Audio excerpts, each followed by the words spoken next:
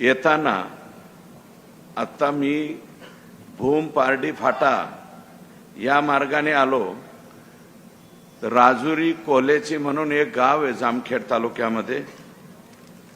तर माझी गाडी पुढे होती, माझ्या एक दोन गाड्या पाठीमागे होत्या। समोरून एक चुकीच्या पद्धतीने गाडी घेऊन आलता आणि कुत्री इकडे राहिली आणि कुत्रीचं पिल्लू रस्त्याच्या मध्ये आलं।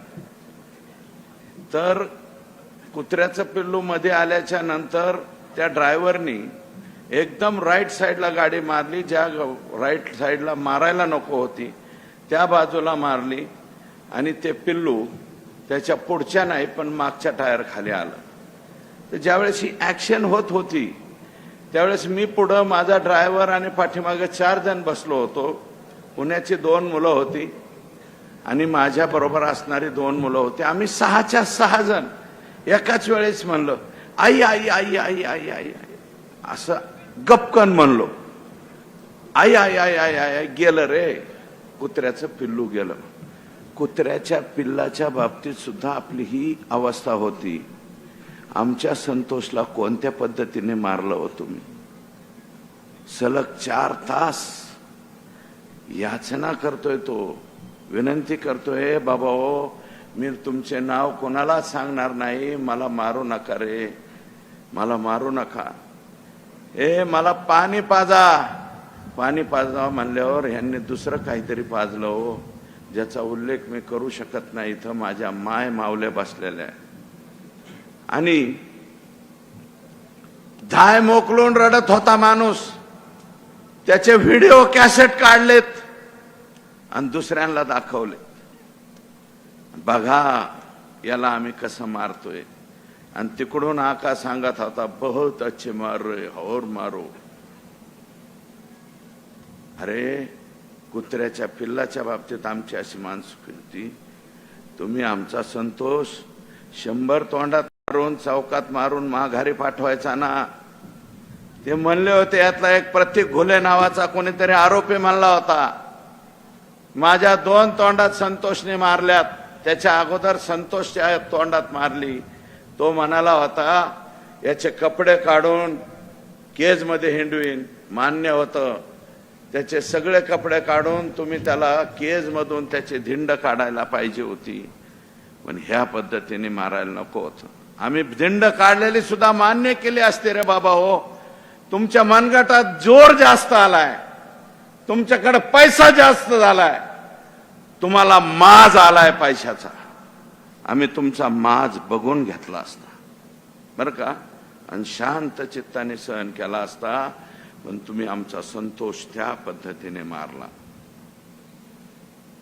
सोमनाथच्या बाबतीतही तेच घडलंय। त्यातल्या एका अधिकाऱ्याला सस्पेंड केलाय, पण सोमनाथच्या घरच्या लोकांची मागणी तो रिमूव्ह फ्रॉम सर्व्हिस झाला पाहिजे, रिमूव्ह फ्रॉम सर्व्हिस मध्ये सुद्धा तो राहिला नाही पाहिजे, ही त्यांची डिमांड आहे। अरे संतोषचा हसू बघा ना, हे पाठीमागचा फोटो बघा, सोमनाथचा बघा, LLBच्या 3rd इयरला हे लेकरू होतं। हा मुलगा, याचा हसरा चेहरा बघा, याचा हसरा चेहरा पाहिल्याच्या नंतर तुम्हाला वाटतं का हो हा कोणत्या अंगाने गुंड होऊ शकतो म्हणून? कुणाला तरी धोकेदायक हा माणूस होऊ शकतो का? माझा सवाल आहे तुम्हाला सगळ्याला या सभेला, कुणीतरी उठून मला सांगा ना हो, याचा चेहरा गुंडागर्दीचा दिसतोय, चेहऱ्याहून सुद्धा माणसं ओळखता येतात हो, यंड गंड मेंड रुंडू तसले चेहरे। याच्या चेहऱ्यावर एखादा टाका पडलेला आहे का? याला कुठेतरी फायटर लागलेला आहे का? यापूर्वी तुम्ही फायटरनं मारलं, कुकरीने मारलं, कत्तीने मारलं, त्याला कशा कशाने मारलं, टीव्हीवरती पट्ट्या आल्यात ना। इतकं मारायला तुमचं काय केलं रे बाबा हो? फक्त तुमच्या खंडणीच्या आडव्याला आलता आणि दलिताच्या पोराला मारलं म्हणून आडवा उभा राहिला। दलित समाजाचा पोरगा आहे तो, ज्याने शुक्रवारी फिर्याद दिलती। या कंपनीने, अवादा नावाची कंपनी, यांनी शुक्रवारी फिर्याद दिलती। त्यांची फिर्याद घेऊ नका म्हणून ज्या माणसाचा फोन पोलीस स्टेशनला आलेला आहे, माझी विनंती आहे SITला आणि SPला की ज्याने कोणी फोन करून सांगितलं यांची अॅट्रॉसिटी घेऊ नका आणि यांची खंडणीचा गुन्हा घेऊ नका, तो याच्यातला प्रमुख आरोपी झाला पाहिजे आणि त्याचं नाव आहे आका.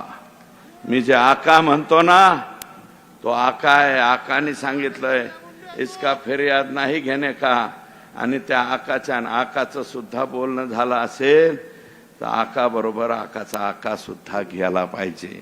कुठं? बिन भाड्याच्या खोलीत. तिथं भाडच नाही. इकडे लय वंगारे हाणतात लोक, ऐचं करेंगे तैचं करेंगे. आणि जेव्हा जिल्ह्याच्या त्या ह्याच्यात जातात ना बराकीत, गरम बराकीत गेल्यावर कळतं आयो नको रे, यांना जरा गरम बराकीत जाऊ द्या. इथे माझे पोलीस बांधव उभा आहेत, त्यांना माहितीये बाहेर किती बी टूर करतेत, पण त्या बराकीत गेलं आणि संध्याकाळची गरम लागले की आम्ही बी गेलेलो आहेत. पण शेतकऱ्याच्या आंदोलनात आई शपथ आहे बाबा, चॅप्टर सुद्धा नाही, नाही तर SP साहेब धुंडाळीताना आमचा पत्ता.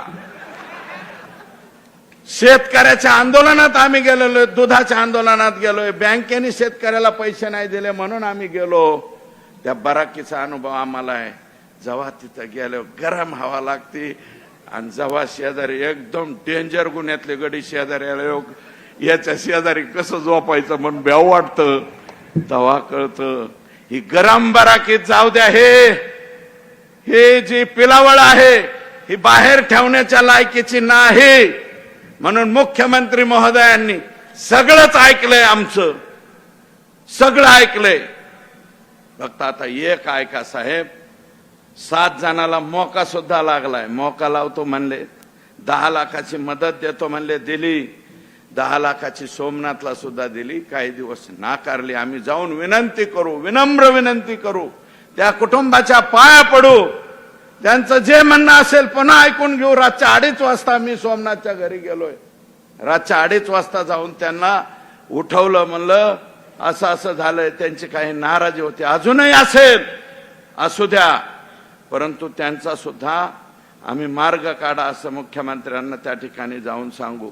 7 जणांना आज मोका लागलाय, राहिलेला 8वा सुद्धा मोकात गेला पाहिजे. 8 अटकेन 7 जणाला लागलाय. 302 सुद्धा त्याच्यामध्ये सुद्धा हा आका आहे. आका म्हणत असेल मेरा कुछ संबंध नहीं है, तूच तो मेन है. आणि वरचा आका 19 ऑक्टोबरला स्वतःच्या बंगल्यावर, सातपुडा बंगल्यावरती बैठक ज्या मंत्र्यांनी घेतली तो ह्याच्यातला आरोपी नाही. हे कसं मला समजून सांगा ना पोलिसाहो. पोलिसांनीच मला समजून सांगावं की ऐसे उसकी वजह से ऐसा होता आणि उसकी वजह से तैसा. दाखवा. संतोषची हत्या राहिलेल्या 1.5 कोटीसाठी झालेली. 50 लाख तर ह्यांनी इलेक्शन मध्येच घेतले. फक्त 1.5 कोटी राहिले होते. त्या 1.5 कोटी अरे आम्हाला सांगायचं ना वाल्या काका, तो आम्हाला सांगायचं 1.5 नाही 3 गोळा करून दिले असते आमच्या संतोषसाठी आम्ही, बर का. आणि मी तुम्हाला विनंती करतो, नुसतं येऊन भाषण ऐकू नका, कोरडं हे देऊ नका, काही ना काही मदत या दोन्ही कुटुंबियाला द्या अशी माझी विनंती आहे तुम्हाला. का मदत द्या.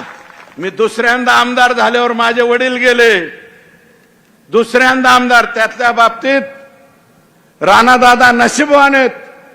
अजूनही पद्मसिंह पाटील साहेब आहेत, त्यांच्यावरती आशीर्वादाचा हात आहे. आमचं ते छत्र लवकर हरपलंय. 2दा आमदार झालेला बाप, त्याला 6 महिने खालतं का वरतं कळत नव्हतं. अरे ह्या लेकराचं वय किती आहे रे, 12वीला आहे, आणि हे दुसरं लेकरू 5वी-6वीला आहे. यांच्यावरती काय बेतलंय. यांच्यावरती प्रेमाचा हात तुमचा सगळ्याचा असू द्या ही माझी विनंती आहे तुम्हाला.